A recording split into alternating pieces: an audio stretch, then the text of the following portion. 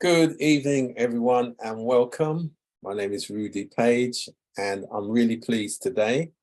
We have Dexter Sims with us, and he's going to tell us about Black Tech Day. So I'm really looking forward to that. Hi, Dexter. How are you doing? I'm doing great, well, as great as I can be. A little bit overwhelmed, but very grateful at the moment.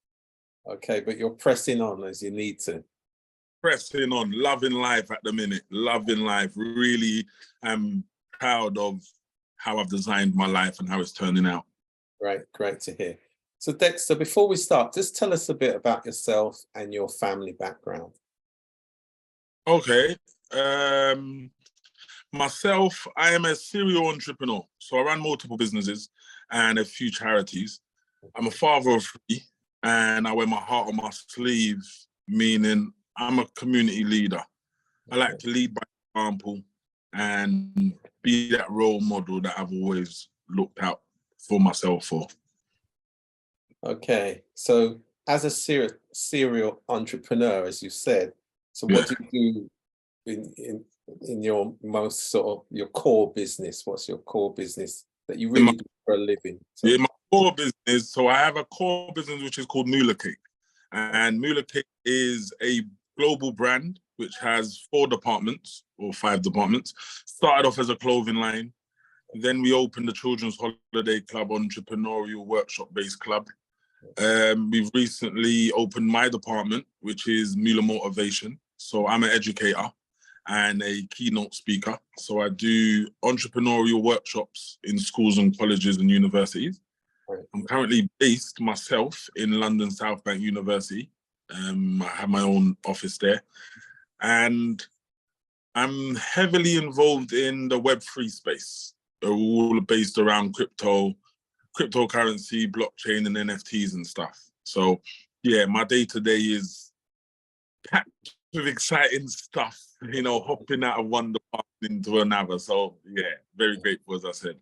Okay, so tell us, how did you get to where you are today, and what were the key lessons that you learned as part of that journey? Well, to be honest, how I got to where I am today is nothing but sheer determination, sheer dedication. The main thing I would like to highlight is about getting up after you fall down, taking lessons from your losses, not giving up, investing in yourself, but more importantly is understanding yourself. So, all the things that I've gone through, I've realized I had a lot to do with them, even though I was involved in them. But what state of my life was I at? Was it my attitude? Was it my non-educated self? Was it the lack of finances? Was it my past traumas? So as you get older and as you get more in depth into business, you'll start realizing what shapes and molds you. So everything I've been through is what has got me to where I am today. And I think self-belief is at the top of my list. Like really, really, really serious. Self-belief in myself is at the top of my list. And interesting you put it that way, because when we do work around youth development, we talk about attitude, aspiration, and attainment. Mm-hmm. Set all those out in what you've said there. Yeah. Great. So let's move over to one of a big initiative of yours coming up. So Tell us, what is Black Tech Day? What does it mean? What's the purpose of it? And where do you want it to go in the future? Okay, Black Tech Day is, as a whole, it is a 2-day event which is based around financial education, technology, and gaming. We are helping businesses, parents, and youth all communicate better through educating them through gaming and technology and financial education. What the whole concept of Black Tech Day is really aimed at trying to get more Black people into the tech space, into the gaming space. The statistics show that there's just over 5% of Black people in technology at the moment, which is horrendous. It also shows that there's just over 3% of Black people in gaming, which is totally outrageous. But when you say black people, you mean people of African and Caribbean descent People of country and in the UK. because I have to Yeah. separate brown people, because if it comes to brown people, which are Asian people mainly, they are in more of a higher percentage than black people when it comes to technology. Yeah. So very important for me to, as I said, become the person who I always wanted. Now, this is the same concept of Black Tech Day. Our youth of today cannot become the next Mark Zuckerberg, because they don't resemble Mark Zuckerberg. They don't relate to Mark Zuckerberg. They cannot identify with Mark Zuckerberg. So we need to pinpoint our black leaders within our community, our black financial advisors, our technology experts and stuff like that. So I've really put this initiative together to make sure that parents know which direction to push their children in because of what's coming in the future or what's coming. You know, we've all heard about AI. We all know about the CBDC, which, I mean, a lot of people don't know about CBDC and a lot of people don't know about AI. So unfortunately, they're going to end up at the bottom of the food chain, which as a black people as a whole, I've seen this happen for too many years. So in terms of then the providers of this information, so could you tell us a bit more about who will actually be delivering, facilitating? Is it workshops, learning sets? So what is the first form of learning? Yeah, the day's going to be jam-packed with entertainment and education. So speaker panels with 40 plus speakers. We have Q&As with technology people, gamers, etc. We have workshops, which are coding workshops, repair workshops, you know, mental health workshops, business consultancy workshops. And then we have game competitions, giveaways, presentations. The first of its kind, I can actually say, is of Black Tech Days, because why I can say it's the first of its kind is because we are crossing sectors that don't really cross.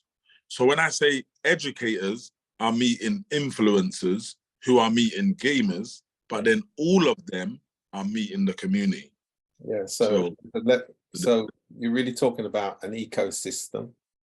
Yeah. We're talking about what we would call supply chain collaboration.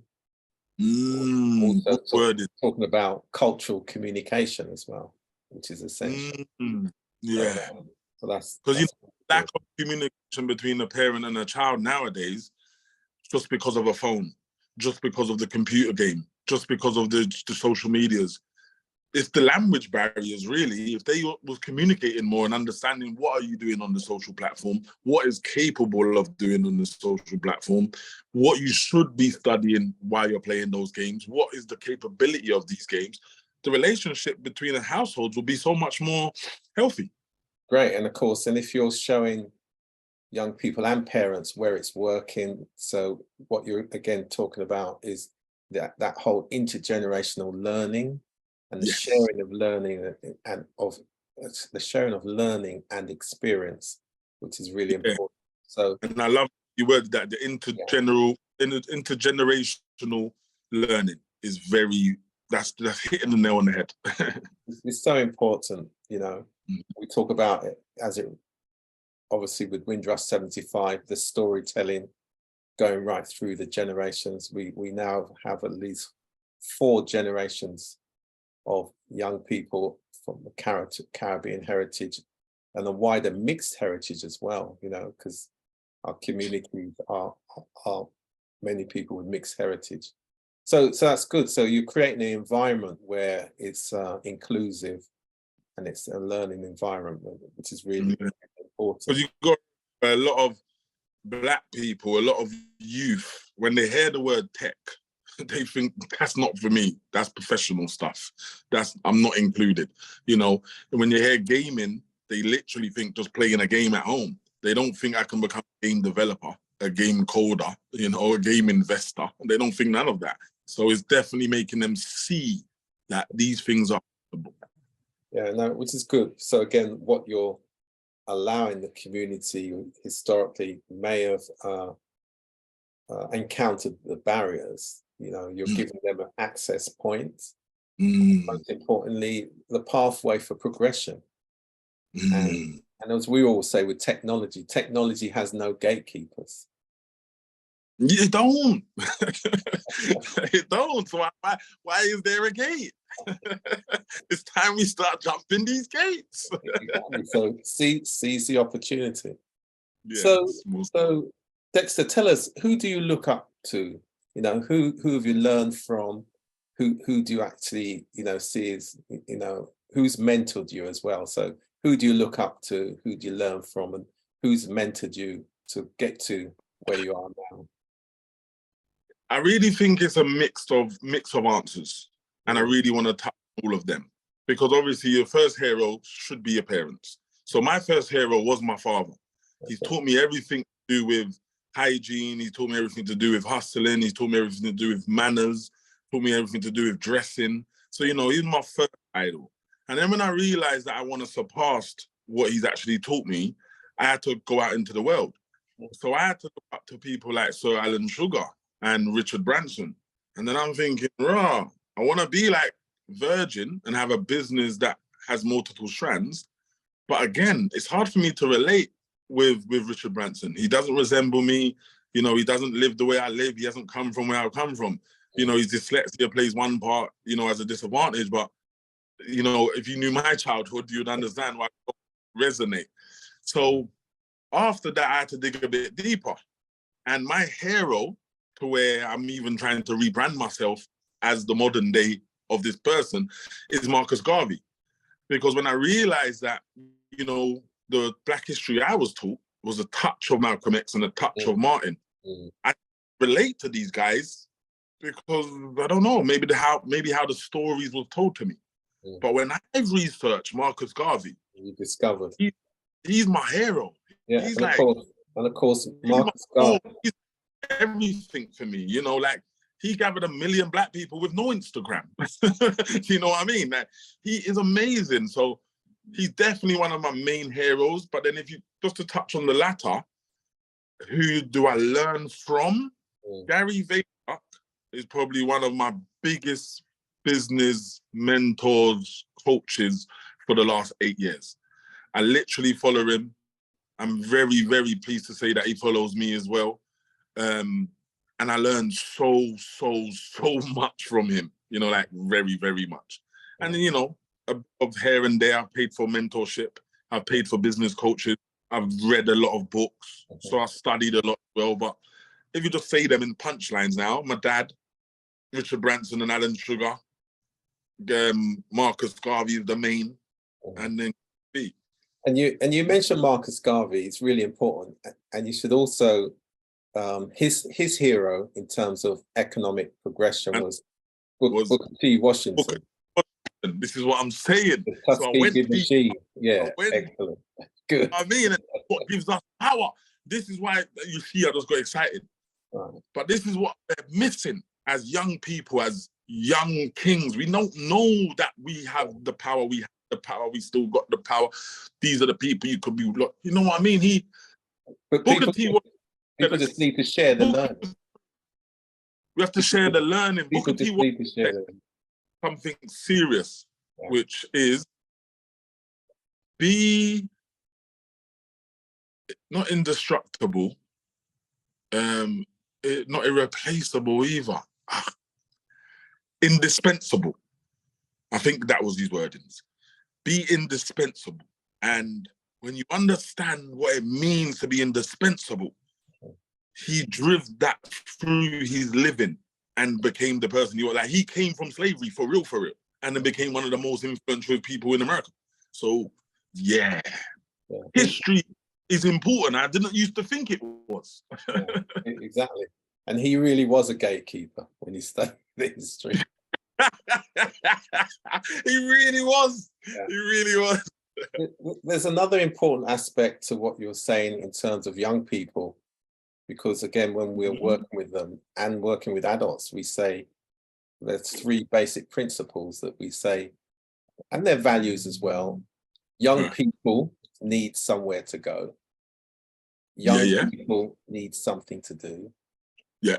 Young people need someone to show them how. Very true. That's how you've outlined. And then we say that if you meet a group of adults who are complaining about young people, then ask them, do those young people have somewhere to go? Do those young people have something to do? And do those young people have someone to show them how? So the type of work that you're doing is excellent, because it fulfills all those principles that are needed. And as we and well, it was when I was saying that's what I was saying. Yeah, implementation is key to attain. Then don't tell me, please. Please. Excellent. Please show me. But don't just tell me not to do or tell me what I should be doing. Please show me what you're, and then I'll follow. Yeah. Excellent. So it's commendable what you're doing, and and you've kind of answered it, but if you want to reinforce it more, why are you doing this? Because you don't have to do it. You could just go along and you could just take care of yourself, do your own thing. So why? Why are you interested? It's mainly because my background is very raw, like very raw. From my childhood upbringing of living in over 21 houses and being left in Jamaica, being left in America, you know, I've come from a very harsh background. Yeah. So to know I didn't have someone who could show me different, someone who can bring me somewhere and show me different, someone who can teach me different, I always said, you know what? I'm not going to allow the youth after me to want to change their life and not have an answer or have someone to ask. I'm going to become that person who they can ask. And that's just stuck with the last 20 years. Yeah, and how we describe that, Dexter, that's what we call servant leadership, right? Because what the servant leader does, that having got out of the most difficult situation, that they've made their way out, then they now consider themselves free to go back to where they came from, and assist those others to be able to find the pathway out themselves. And even if they're not particularly interested in doing that, they will at least not make it worse. Yeah.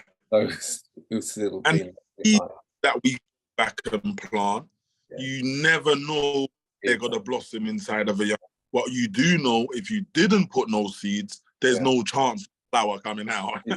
Exactly, because there's some structural inequalities that you have to persevere and be determined to overcome those. So that's great. So where do people get hold of you? Remind us of the day, the location, all your contact details. Appreciate you, Rudy. Thank you very much. So let's start with the event, because the event is not to be missed. You know, it's happening only once a year. It's the first time that a man or a black man or a person has taken over an entire university. I mean, I'm taking over the entire university, 4 floors of education and entertainment. August, Barry, you back? Yeah. August 19th, August 20th, this year, 2023, in London South Bank University, Croydon campus. So not Croydon the Elephant and Castle. Yeah. The Croydon campus. Yeah. Tell them the Croydon campus, where the trouble happens. You know what I mean? So. And where is that? What's the address of Croydon campus? The address is 3 Wellesley Road. Okay. So it's not far from East Croydon Station then? Oh, no, 5 minutes. 5 minutes across the road from Croydon Station and 3 minutes across the road from Croydon College. Okay. So very easy to find. And if you would like to find me for any of my services, whether it's workshops, keynote speaking, or mentorships, or business consultancy, I would even just say you can just type my name into Google, because that's where we are nowadays. You know, you can just type Dexter Sims into Google and everything will come up. But to be specific, you can go to my website, which is dextersims.com. And any of the brands, depending on which department, if you start by typing in Mula Cake, MULACAKE, you should see Kids Club come up, clothing come up, etc., etc. So I really want to enforce that we are in the tech social media world, that if you just go to Google and type in either my name or the company name, you'll get everything you need. And that's how we should start understanding how people find out about you. Yeah. So understand that your IP is very important. Your intellectual property is very important. That connectivity. Yeah, they will Google you. Do you know what I mean? And if you do want to just have my email address just to get in contact, because you're ready now, it's dexter@moolacake.com. Great. Really. So Dexter, thank you very much. And I certainly look forward to meeting you there. No, I would look forward to seeing you there, mate. And I look forward to rewatching this as well. Thank you very much. And people, as my hat says, hard work and patience. Very important. Hard work and patience. You stay blessed, Rudy. Thank you for having me. Take care. Cheers. Take care.